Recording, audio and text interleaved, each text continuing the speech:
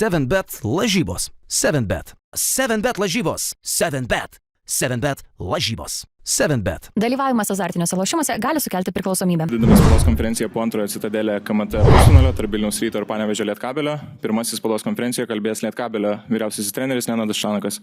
Coach, your comments about the game. Congrats to Rytas. I mean, we were terrible, and okay, it's not how to say. To lose against Rytas is not a surprise tragedy, but how we play this is tragedy, because I really didn't expect that we will play like those pianists with gloves, like artists, talented people.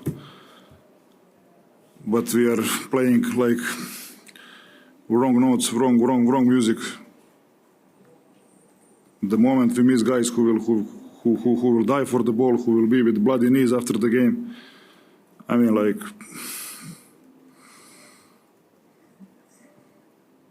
that season is like, you know, that game is like our season till now. Sveikinimai Rytui, buvome siaubingi, pralaimėti Rytui nėra surprizas, bet tai, kaip žaidėme, yra tragedija. Nesitikėjau, kad žaisime kaip labai talentingi žaidėjai, menininkai, bet grojome iš blogų natų, neturėjome žaidėjų, kurie kristų dėl kamuolio ir šitos rungtynės yra kaip visas sezonas. Ar turėsim klausimų treneriui? Hello, coach. Pretty unusual that you had such a long talk in the locker room. Can you tell us what was it about? What was you trying to tell your players? I mean, believe me, I'm trying all season, not just now. But like I said, I mean, of course, I can accept loss, defeat. I lost many games as a player, as a coach. So it's not about that. But like this, that you know that after that results what we had in last months. That we have chance to turn point, to change a bit season. And we go like this, you know, to let them score 12 threes. Probably, you know, probably I'm guilty because I didn't say that Harding, Walker and Serginos can make threes. So it's, I don't know, I mean, sorry, but what I said in the locker room. Nothing new, what I'm not talking like all season, but...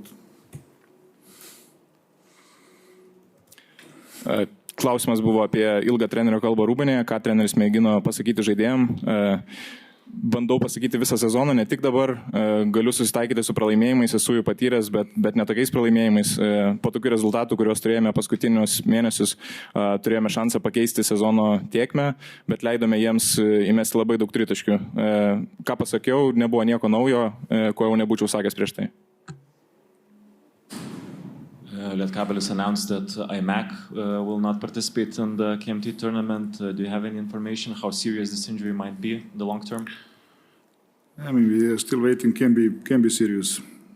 I mean, but that's also our how to say our story this season. I mean, at the moment we are waiting like one more opinion, but can be serious. Lietkabelis paskelbė, kad Fardosas Eimekas nežais Citadelė KMT turnyre. Treneris sakė, kad dar laukia atsakymų. Trauma gali būti rimta. Tai taip pat yra šio sezono istorija.